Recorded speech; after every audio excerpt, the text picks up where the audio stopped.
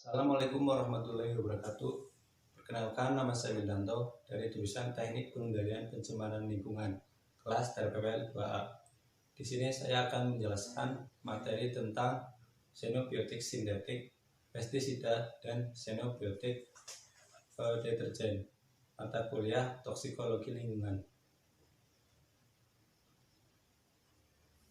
Yang pertama yaitu dari xenobiotik sintetik pestisida.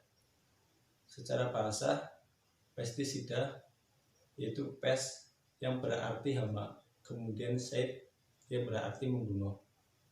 Pestisida merupakan istilah bagi senyawa kimia atau zat renik yang digunakan untuk membunuh mikroorganisme, pengganggu tanaman, dan pengendali zat lainnya. Penggolongan pestisida menurut zat sasaran.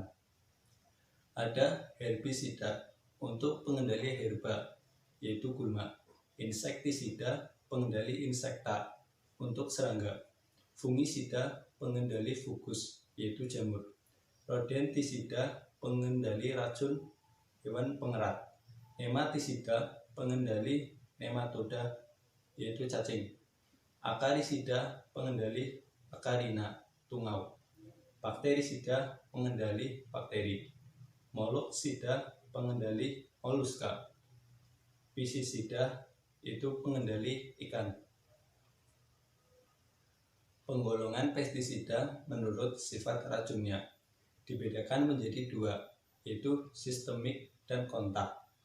Sistemik yaitu diserap melalui akar atau daun, kemudian terserap ke dalam jaringan tanaman yang akan bersentuhan atau dimakan oleh hama sehingga mengakibatkan keracunan. Kontak yaitu diserap melalui kulit. Pada saat pemberian insektisida kemudian terkena pestisida residunya beberapa waktu setelah penyemprotan.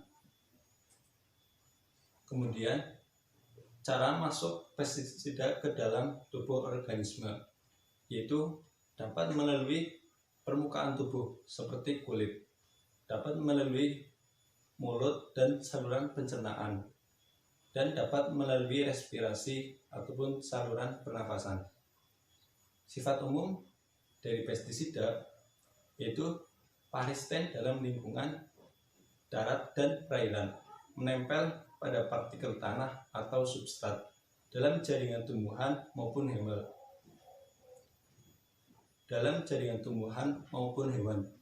Menempel pada lemak. Sukar terurai oleh faktor lingkungan dan mikroorganisme. Berikutnya, penggolongan insektisida menurut struktur kimia, yaitu ada organoklorin, organofosfat, karbamat, glisofat, paraquat, metil, metsulfuron 2,4 min D. Fungisida merupakan pestisida untuk membasmi jamur seperti kapten, kaptakol, hexaklorobenzen, dan lain-lain. Efek yang ditimbulkan fungisida yaitu keracunan akut, efek secara langsung seperti sakit kepala, pusing, mual, diare, muntah, dan lain-lain. Kemudian keracunan secara kronis, efeknya jangka panjang seperti hepatitis sebagai akibat gangguan fungsi hati sebagai organ penetraan bahan-bahan kimia toksik. Kemudian sulit makan sebagai akibat organ pencernaan terganggu. Reaksi alergi sebagai akibat gangguan pada sistem kekebalan tubuh. Berikutnya yaitu kasus yang pernah terjadi keracunan pestisida. Yang pertama, hamil anggur pada istri petani di Lembang. Kemudian ada 12 orang petani meninggal di Klaten. Ada 18 orang transmigrasi meninggal di Lampung. Kemudian kematian ayam-ayam di sekitar lahan pertanian di Puncak. Amonia NH3 merupakan senyawa nitrogen yang terbentuk dalam kondisi anaerobik yang bersumber dari hasil aktivitas perladangan, persawahan, peternakan, dan pemotongan hewan, serta aktivitas aktivitas lainnya. Kemudian efek yang ditimbulkan terhadap kualitas lingkungan akan bersifat toksik bagi kehidupan biota air. Terhadap kesehatan masyarakat akan menimbulkan iritasi pada kulit. Materi berikutnya yaitu xenobiotik sintetik deterjen. Deterjen merupakan bahan pembersih bersifat pengemulsi dan dapat menurunkan tegangan permukaan air. Daya kerja emulsi zat pengemulsi oleh bentuk molekulnya yang terikat baik pada minyak ataupun air.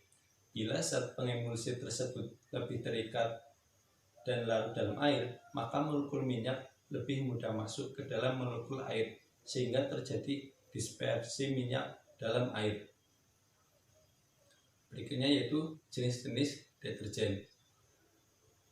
Deterjen diberikan menjadi 4 golongan. Yang pertama, deterjen anionik, deterjen kationik, deterjen non-ionik, dan deterjen amfoterik.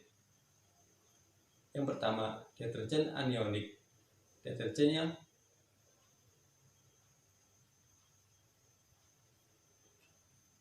jenis-jenis deterjen. Deterjen diberikan menjadi 4 golongan. Yang pertama, deterjen anionik.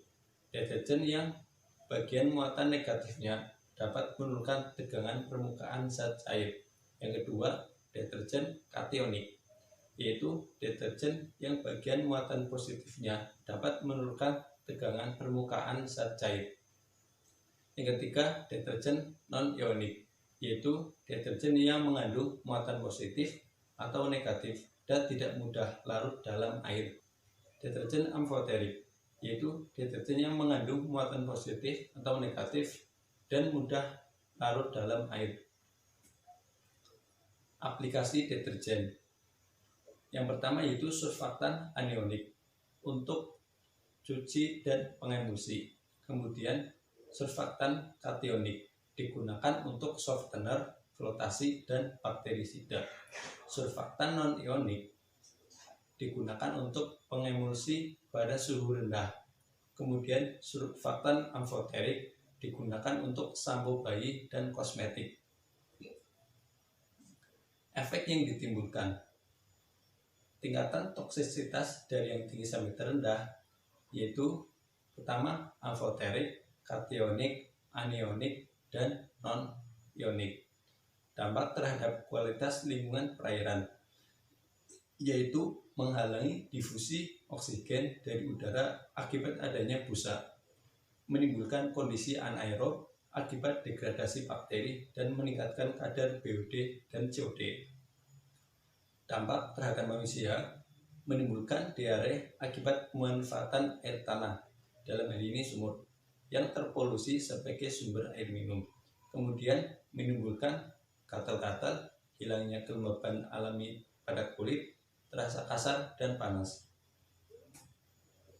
Berikutnya yaitu sabun. Merupakan bahan pembersih karena bersifat pengemulsi, emulgator, dan dapat menurunkan tegangan permukaan air, surface tension. Sabun diberikan menjadi 2, yaitu sabun keras dan sabun lunak. Sabun keras terdiri dari asam lemak plus NaOH. Kalau sabun lunak terdiri dari asam lemak plus KOH dan pewangi. Efek yang ditimbulkan. Dampak terhadap kualitas lingkungan perairan air yaitu menurunkan difusi O2 dari atmosfer ke dalam air, meningkatkan nilai derajat keasaman pH air, membentuk endapan dengan ion Ca dan Mg. Dampak terhadap kesehatan masyarakat. Dapat menghilangkan minyak alami wajah, bahkan dapat menyisakan drying residu di permukaan kulit. Akhirnya mempercepat garis kerutan muncul lebih cepat, dapat menimbulkan iritasi pada kulit, gatal-gatal, terasa panas pada kulit usai pemakaian. Berikutnya yaitu hidrogen sulfida H2S, merupakan bentuk sulfur anorganik utama yang terhadap di perairan. Sulfat dalam keadaan anaerob akan direduksi oleh bakteri heterotrof seperti Bacterium vulgare menjadi sulfida dalam bentuk hidrogen sulfida selama terjadi dekomposisi bahan organik. Kemudian efek yang ditimbulkan menimbulkan korosivitas logam dan sanitasi yang buruk, menghasilkan bahan toksik seperti H2S, menurunkan nilai derajat keasaman pH air. Kadar sulfida total lebih dari 2,04 per billion akan mengganggu organ air. Kemudian dampak terhadap kesehatan masyarakat akan menimbulkan iritasi pada kulit. Demikian penjelasan singkat saya tentang materi xenobiotik sintetik pestisida dan xenobiotik sintetik deterjen. Dari saya kurang lebihnya mohon maaf, saya akhiri. Wassalamualaikum warahmatullahi wabarakatuh.